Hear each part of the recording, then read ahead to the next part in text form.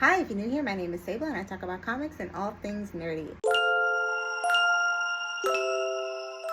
So they did what I said they were going to do. Last episode of House of the Dragon just came out on Sunday, and just as I said they were going to do, they were going to build up and build up and build up, have a pretty eventful finale, and really leave us with a mid kind of season. Now, I do stand by my original opinion that season 3 is better than season 2. The bar was pretty low.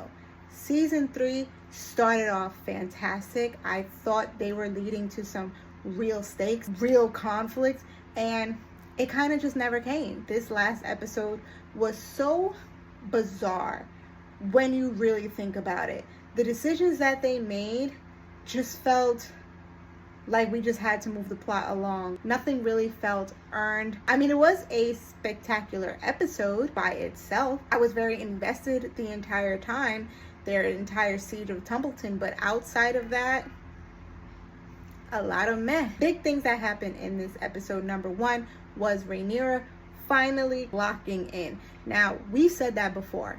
We said that in previous season that, oh, Rhaenyra's son died, she's gonna lock in, and she kind of didn't. And the beginning of this episode actually had me scared because the way Rhaenyra came out crying like 5 minutes into the episode when she hears that Aegon is alive, and she's just bawling her eyes out to Daemon and he has to console her. Already I was over it. I was like, why do they keep doing this to the queen? She is supposed to be strong, she's supposed to be vengeful, she's supposed to be ready for all this. The minute she heard Aegon was alive, she falls to pieces.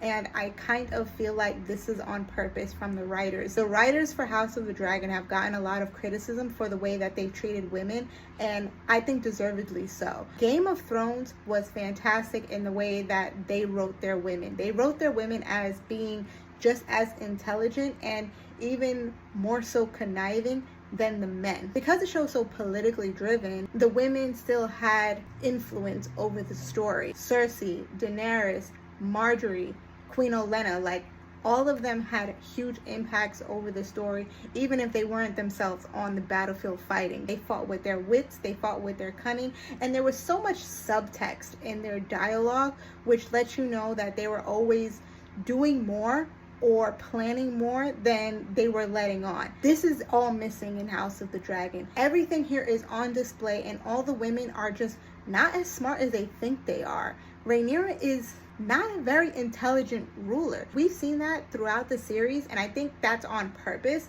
We're not supposed to feel like she's a natural leader in that way. However, the way she goes about things has no logic to it at all. It is pure emotion. That is a very problematic way of depicting a female ruler. If you think about it, Cersei was also very emotionally driven.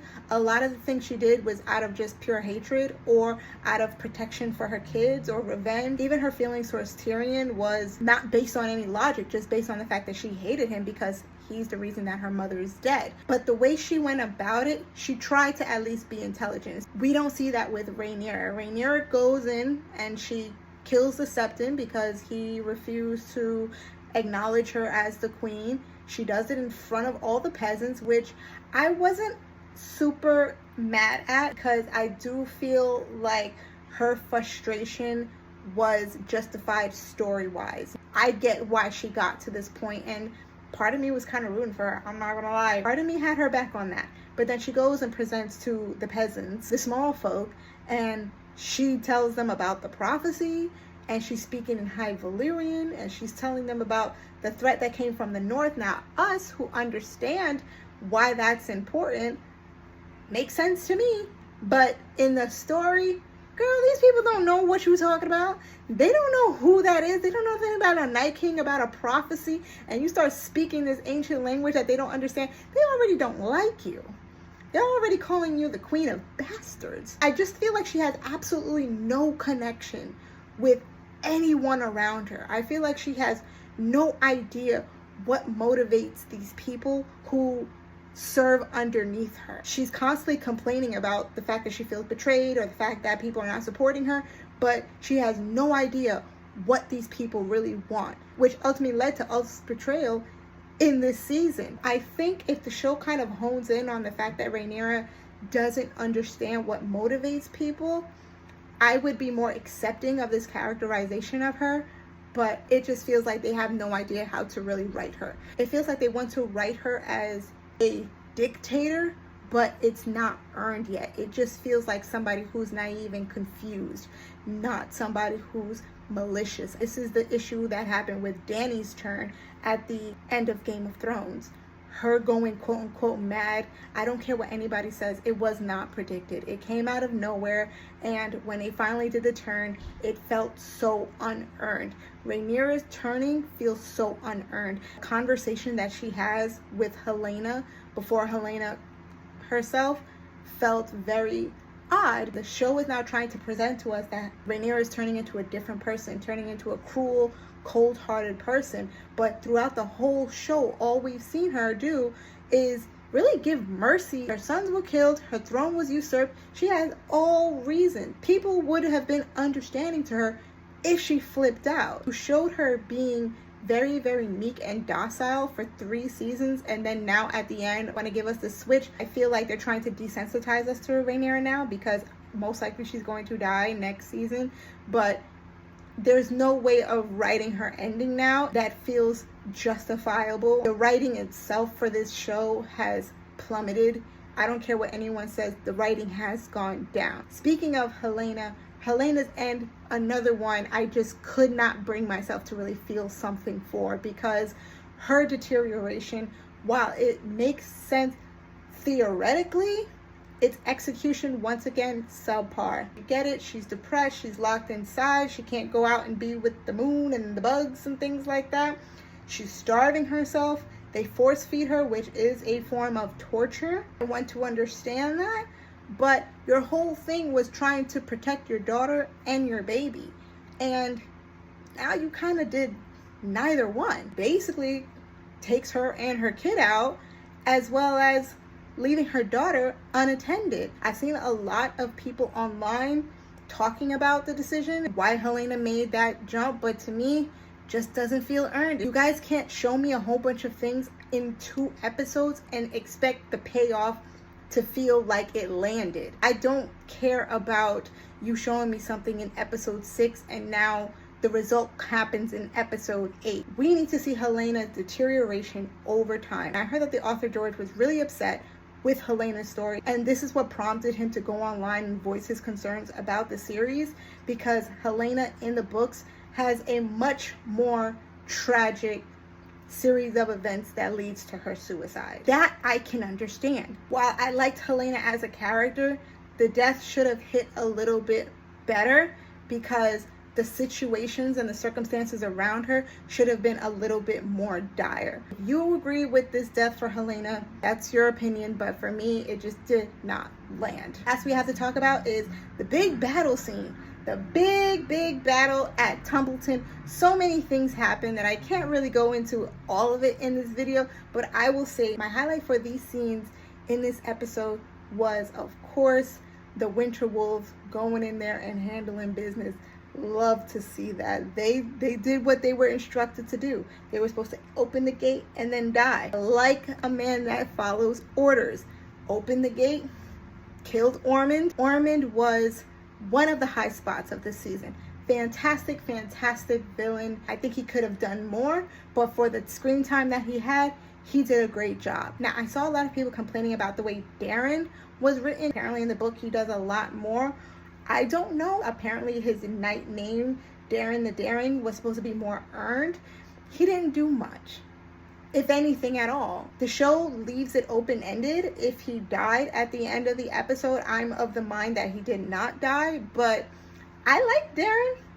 I don't know what he was supposed to be doing, but the show presents him as pretty young, so I didn't expect much from him, but people who read the book said that he's a character that does a lot more, and they don't like the way that he's being adapted. Hopefully, we'll see some of that in the next season. The big Ulf turn happened in the last episode, but here is where he finally turned on Rhaenyra and Team Black and Team Green. He goes and he sets fire to both sides, which I thought was just very dumb. Why would you do that? I get why he wanted to burn Ormond, because they beat him in the streets, and I get why he wanted to burn Daemon, because Daemon beat him in the streets, but now you're going to be hunted. They're definitely going to kill you. They're definitely going to take you out. But he has been shown to be somebody who does not really think, so it kind of made sense for his character to do something that stupid. Any chances of him surviving this completely went out the window for me. Everything else that happened in Tumbletown was just good television. There wasn't really much to complain about, wasn't much to really praise about. I liked the siege. The part where they had the kids on the wall really touched my heart. Like, I was sad. I was scared for those kids. Save for a couple of rogue children and the ones that didn't want to move out the way when Daemon told them to get out the way, and the one that hit what's his name on the leg. Most of the kids survived, so I was happy about that. In the commotion, Daemon really has a realization of just how destructive the dragons are. Like, he sees families, he sees men, women, children burned, and you can see it's really affecting him. And he was always the battle hungry one. He was always the one ready to go in and set hellfire on everyone, but seeing it with his own eyes and really almost losing his own life because he was getting his butt whooped, put him in a different space. And I think he's going to have a different reaction to the way Rhaenyra is behaving now. When he gets back to King's Landing and he sees how Rhaenyra is now becoming a little bit more bloodthirsty, meanwhile Daemon has now been on the battlefield and seen what this war is doing, him and Rhaenyra are going to switch in the way that they operate. Because remember that Daemon had the opportunity for peace. They came out to him and tried to broker peace with him. Now, we knew Daemon wasn't going to go for it, but they tried to break peace with him, and Daemon said no. And he sees how that decision, that bloodthirstiness, killed so many people. So I think that he's going to have a little bit of a change of heart, which I'm okay with, because I like the fact that Daemon has consistently grown in every season since season 1 into a different person. And if we're gonna get more sympathetic, empathetic Daemon, the show is about to end anyway. I think painting him as somebody who's a changed man, I think he's going to have a bit of a change of heart, and I'm okay with it. Last thing I'll say is, I told you so. Again, Aegon, Aegon, Aegon, Aegon, Aegon. Aegon is the MVP of this season. I don't care what anyone says. He killed it. His line, "I'm alive." I said it over and over and over again. He's just entertaining. There's nothing you can say. There's nothing you can do about it. He's just an entertaining character. And the way that he had his altercation with Aemond, we finally get them in the same room, and he's slapping Aemond up, and deservedly so. And he's like, why aren't you fighting me? Like, I came back from the dead just to fight and kill you. Why aren't you fighting me? And Aemond, who's pretty much been humbled by his couple of episodes, being stuck in Harrenhal, boring Harrenhal, now he feels like he knows what he did is wrong. And Aegon says, if you want to get back in my good graces, get Vhagar, and we're going to get my throne back. And I guess Aemond has no choice but to fall in line and leave stupid Harrenhal for good. But Aegon, I don't think that the show is meant for you to pick a side, but if I had to, I gotta go with Aegon. Wherever he goes, that's where I'm going, bro. That actor, Tom, killing it, killing it, killing it, killing it. Anyway, that's my review. Ultimately, a pretty mid-season, good beginning, good end, mid-middle, but that's kind of how all the seasons are. And I think we just need to accept that this show was better as a concept than the execution. But that's what I think. Let me know what you think.